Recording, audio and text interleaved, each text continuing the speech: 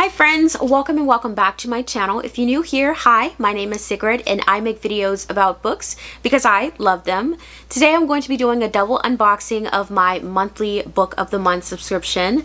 I have two accounts, so I will be unboxing 4 boxes total. And I'm going to start with February's box and then I'll work my way up to March's option. But first, I do have an announcement. Just like some word of mouth kind of like updates from the company itself. I heard from a little birdie that Book of the Month is now trying out allowing people to add on a little bit more books. So if you're unfamiliar with Book of the Month, it is a book subscription box that allows you to pick between 5 newly released hardcover books, and you also get the choice to add on additional books for I believe $10.99.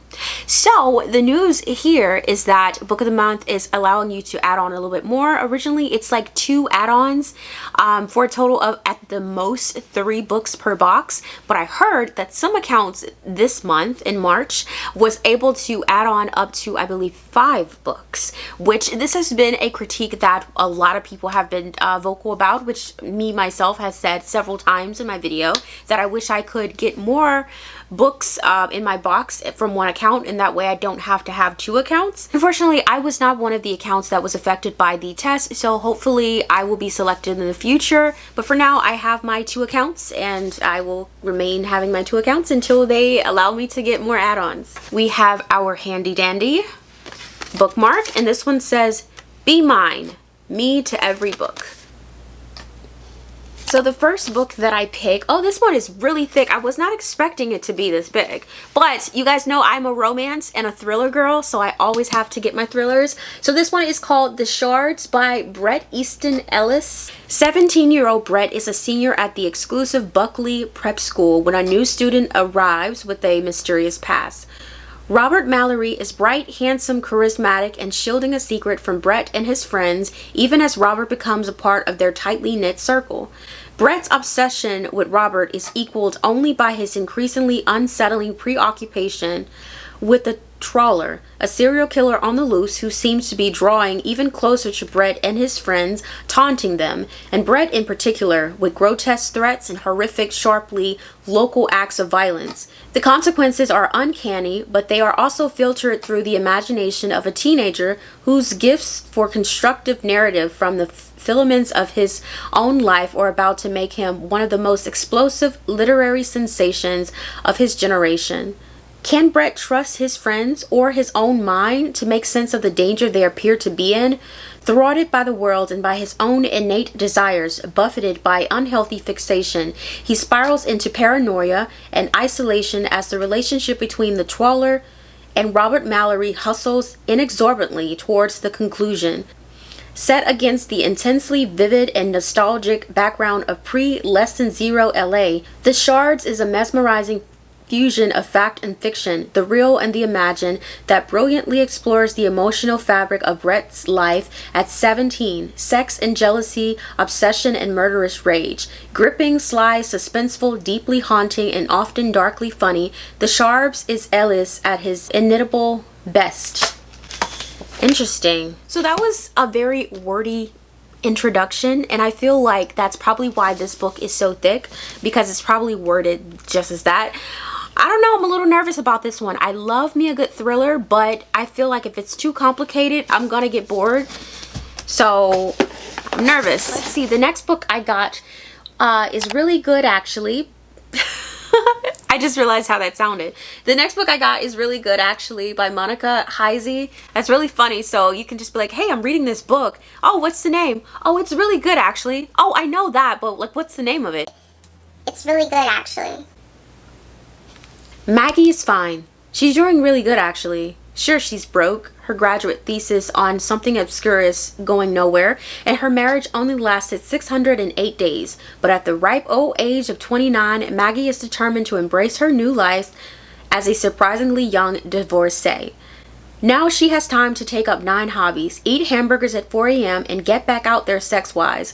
With the support of her tough-loving academic advisor, Maris, her newly divorced friend Amy, and her group chat Naturally, Maggie barrels through her first year of single life, intermittently dating, occasionally waking up on the floor, and asking herself tough questions along the way.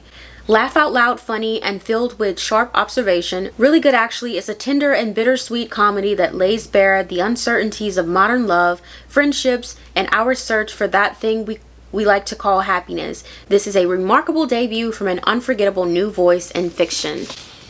I'm excited to read this one. This one seems really interesting. Finally, we have Georgie All Along. This is by Kate Claiborne.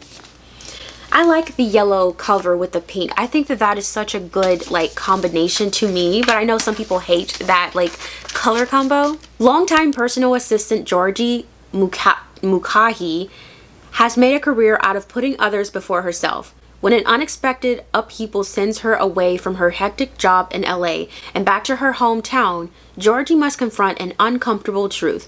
Her own wants and needs have always been a disconcertingly blank page. But then Georgie comes across a forgotten artifact, a friend-fic diary she wrote as a teenager filled with possibilities she once imagined.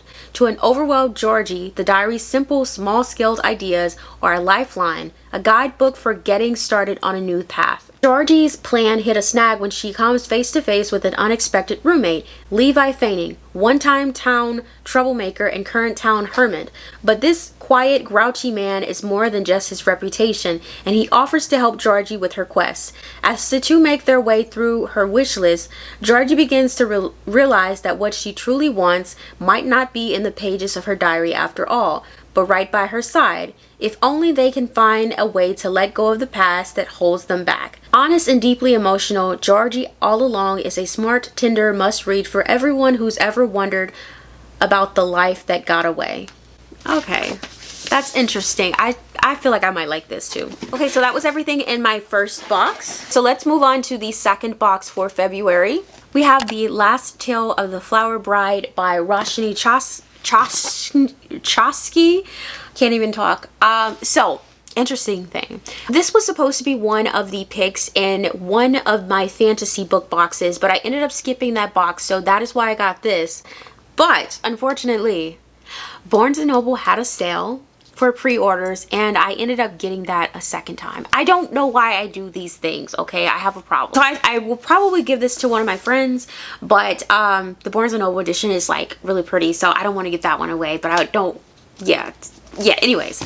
Okay, so let's read this one. Once upon a time, a man who believed in fairy tales married a beautiful, mysterious woman named Indigo Maxwell Castaneda. He was a scholar of myths. She was the heiress to a fortune. They exchanged gifts and stories and believed they would live happily ever after, and in exchange for her love, Indigo extracted a promise that her bridegroom would never pry into her past.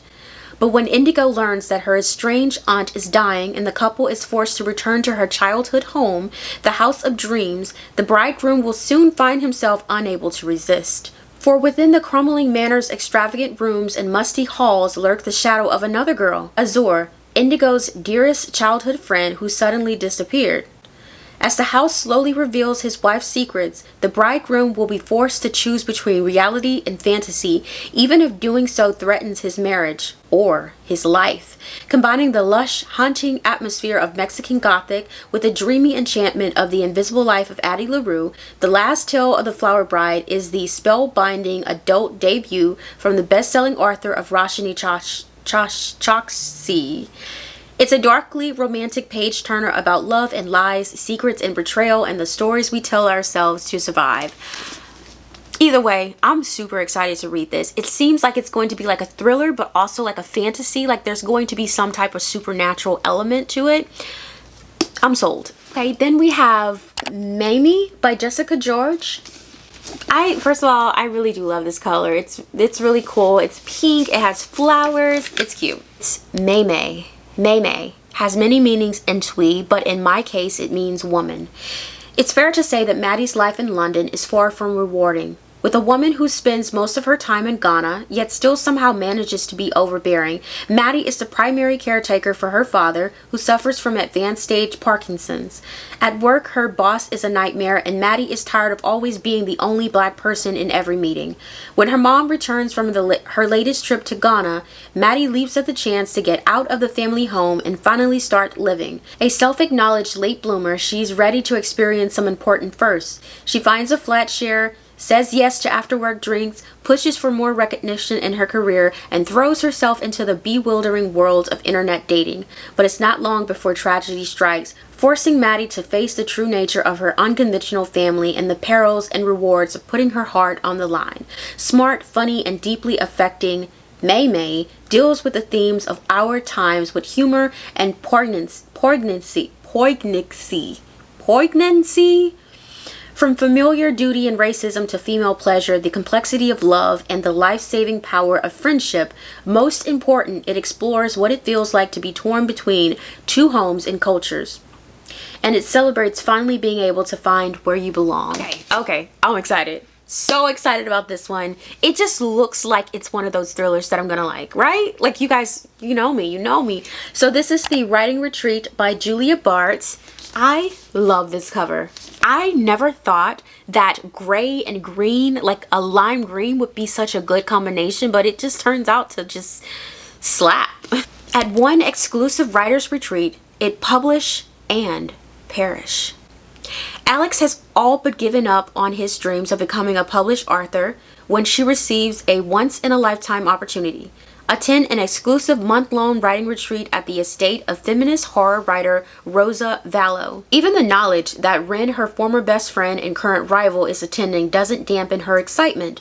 But when the attendees arrive, Rosa drops a bombshell. They must all complete an entire novel from scratch during the next month, and the author of the best one will receive a life-changing 7-figure publishing deal. Determined to win this seemingly impossible contest, Alex buckles down and tries to ignore the strange happenings at the estate, including Rosa's erratic behavior, Ren's cruel mind games, and the alleged haunting of the mansion itself. But when one of the writers vanished during a snowstorm, Alex realizes that something very sinister is afoot. With the clock running out, she must discover the truth or suffer the same fate. A claustrophobic and propulsive thriller exploring the dark side of female relationship and fame. The Writing Retreat is the unputdownable debut novel from a compelling new talent. I'm excited. I'm like, yes, I love that. And we got the same bookmark as earlier. That concludes the unboxing for February. Let's move on to March. Okay, our first box. So first off, this book just really stood out to me. The cover, absolutely freaking stunning. Like, first of all, okay, that's me. Let me go find me some rings. I'm gonna take a picture like this on my Instagram. I kid you not, before I take my hair down, definitely. And a bracelet. Let me go find a bracelet and some rings. I'm gonna reenact this cover. I promise you guys. I'm gonna post it on my Insta because I never do anything. So this book is called Rootless by Crystal Zara Apia. I'm so excited. Like, okay. One spring afternoon in London, Sam races up the stairs to his flat 2 at a time. There's 1,300 quid missing from, maybe it's euro. I never know what that little squiggy line means. Okay, so there's $1,300 missing from the bank account he shares with his wife, Effie, and his calls are going straight to voicemail. When he finally reaches someone, he learns that Effie is over 4,000 miles away as their child looks away and asks, "Where's mommy?" Oh no. When Effie and Sam met as teens headed for university, it seems that Effie knew they were meant to be. Effie, newly arrived in the UK from Ghana and sinking under the weight of her parents' expectation, found comfort in the focused and idealistic Sam. He was stable, working towards a law career, and had an unwavering vision for their future. A vision that Effie, a decade later, finds slightly insufferable. From the outside, they're the picture-perfect couple everyone imagined, but there are cracks in the frame. When Effie and Sam are faced with an unplanned pregnancy, they find themselves on opposing sides. Fatherhood is everything Sam has dreamed of, but Effie feels stuck in a nightmare. And when yet another revelation emerges, they are forced to confront just how radically different they want their lives to be. Already swallowed by the demands of motherhood and feeling her dreams slip away once again, Effie disappears. Rootless is a heart-trending love story about motherhood and sacrifice, providing an intimate look at what happens after a marriage collapse, leading two people to rediscover what they ultimately want and if it's still each other. As Effie says, love and regret aren't mutually exclusive. I'm ready. This is gonna be an emotional read and I'm ready for it. I wanna cry. Made me cry. Okay. I will say this. You guys know I do a lot of add-ons and I pick books. This one is not my typical book. So I take complete responsibility if it's a DNF for me. Like I own up to that. But I wanted to support and it does sound good. So it looks like historical fiction, but hold on, let me read it to you. So this is called Long Woman by Victor Laval. Adelaide Henry carries an enormous steamer trunk with her wherever she goes. It's locked at all times because when the trunk opens, people around Adelaide starts to disappear. The year is 1915. I know, but hold on. And Adelaide is in trouble. Her secret sin killed her parents, forcing her to flee California in a hellfire, rush and make her way to Montana as a homesteader. Dragging the trunk with her at every stop, she will become one of the Long Women, taking advantage of the government's offer of free land for those who can tame it, except that Adelaide isn't alone, and the secret she's tried so desperately to lock away might be the only thing that will help her survive the harsh territory.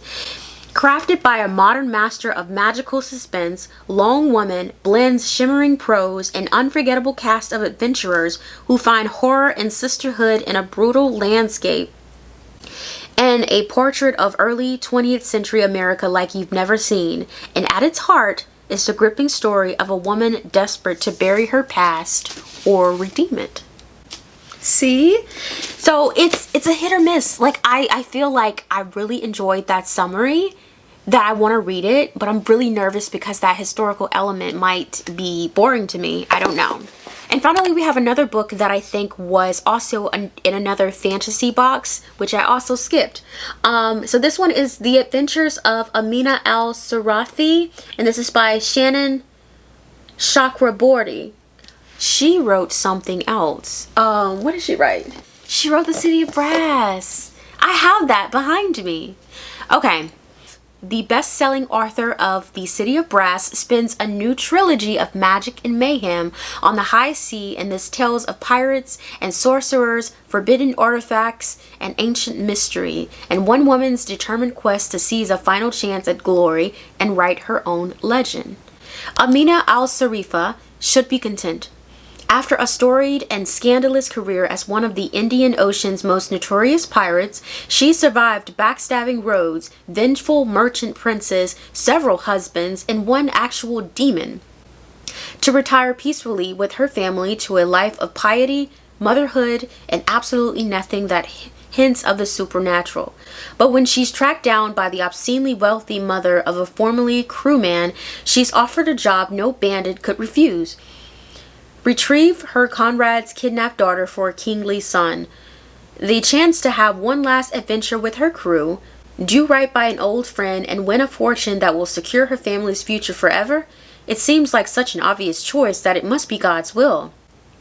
Yet, the deeper Amina dives, the more it becomes alarmingly clear there's more to this job and the girl's disappearance than she was led to believe, for there's always risk in wanting to become a legend, to seize one last chance at glory, to savor just a bit more power, and the price might be your very own soul. Okay, yes! You know what? I feel like book of the month, they don't really do a lot of fantasy books, so when they do, I have to snag it, like, right? So I really hope that they do the rest of this trilogy, because it will suck to have just one book and then the rest of them I will have in different editions. We also have another bookmark. Let's see what this says. I'm a great judge of characters.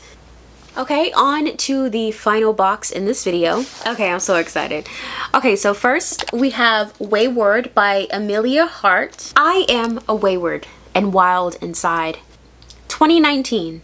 Under cover of darkness, Kate flees London for ramsackled Wayward College, inherited from a great aunt she barely remembers.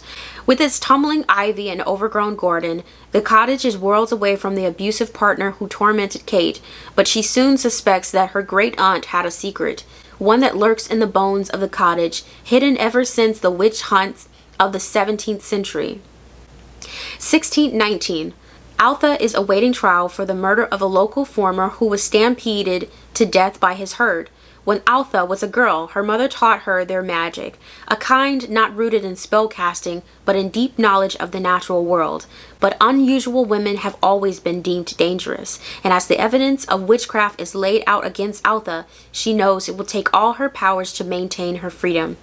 1942. As World War II rages, Violet is trapped in her family's grand crumbling estate.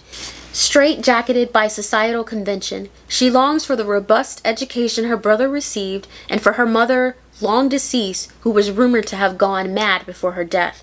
The only traces Violet has of her are a locket bearing the initials W and the word wayward, scratched into the baseboard of her bedroom. Weaving together the stories of three extraordinary women across 5 centuries, Wayward is an astonishing debut and an enthralling novel of female resilience. So I don't really like historical fiction, but the reason I got this is because I do like books that expand generations of women. Like, for example, like you're reading about like this person's grandmother, and then the next minute you're reading about the daughter, and then you're reading about the granddaughter. I love it. And then I do like when the stories like connect in some way. Typically, I do like to see this in like a thriller, but I'm okay with it being like a literary thing. Like, I'm okay. So this is another book that I was really looking forward to getting. I read the first book by this author. It was called The Lost Apothecary, and it was so good. I gave it 5 stars, and believe it or not, it was a historical fiction. Like, who am I? So this is the London Seance Society by Sarah Penner, and I'm excited. I'm so excited. Amid the shrouded parlors of Victorian London, 2 daring women hunt for truth and justice in the perilous art of conjuring the dead. 1873. At an abandoned chateau on the outskirts of Paris, a dark seance is about to take place. Led by acclaimed spiritualist Vandeline Dallaire, known worldwide for her talents in conjuring the spirits of murder victims to ascertain the identities of the people who killed them, she is highly sought after by widows and investigators alike. Lena Wilkes has come to Paris to find answers about her sister's death, but to do so, she must embrace the unknown and overcome her own logic-driven bias against the occult. When Vandeline is beckoned to England to solve a high-profile murder, Lena accompanies her as an understudy. But as the women team up with the powerful men of London's exclusive seance society to solve the mystery, they begin to suspect that they are not merely out to solve a crime, but perhaps entangled in one themselves. Written with alluring suspense and sultry prose, the London Seance Society is an entrancing tale that explores the blurring lines between truth and illusion and reveals the grave risks women will take to avenge the ones they love. Sounds good. It sounds good. I'm super excited to read this. Like, I want to read it right now. So the next book I have is The Soulmate by Sally Hepworth. I've actually have read a book from this author, and it was called The Good Sister. It was supposed to be a thriller, but in my opinion, I think it seemed more of like a romance. It like focused on the love story between the main character and the other person. So I felt like if you went into it expecting a thriller, you would probably be really bored, unless you're someone who was like me, who likes both romance and thriller. Like, I was enthralled. I would have given it 4 stars if I could, but I just kind of feel like I needed to take off because I don't want to like encourage this book on people and then they go in and was like, this book was boring, Sigrid, it wasn't thrilling. And I'm like, yeah, it was like more romance. Prepare yourself for a thrilling, addictive novel about marriage, betrayal, and the secrets that push us to the edge in this latest book by the best-selling author of The Good Sister and The Younger Wives. Picture a lovely cottage on a cliff with sloping lawns, walking paths, and beautiful flowers. It's Gabe and Pippa's Wright's dream home in a sleepy coastal town. But their perfect house hides something sinister. The tall cliffs have become a popular spot for people to end their lives. Oh. Over the past several months, Gabe comes to their rescue, literally taking them off the ledge. Until one day, he doesn't. When Pippa discovers Gabe knew the victim, the questions spiral. Did the victim jump? Was she pushed? And would Gabe, the love of Pippa's life, her soulmate, lie? As the perfect facade of their marriage begins to crack, the deepest and darkest secret begin to unravel, because sometimes the most convincing lies are the ones we tell ourselves. This is gonna be good. I can already tell you, it's gonna be good. I don't know, like, yeah. Then we also got one more bookmark that says, I'm a great judge of characters. Yeah, so that is everything that I got from my book of the month for February and March. I will be back in April to show you guys what I get for that month. But until next time, I will see you guys later. Bye.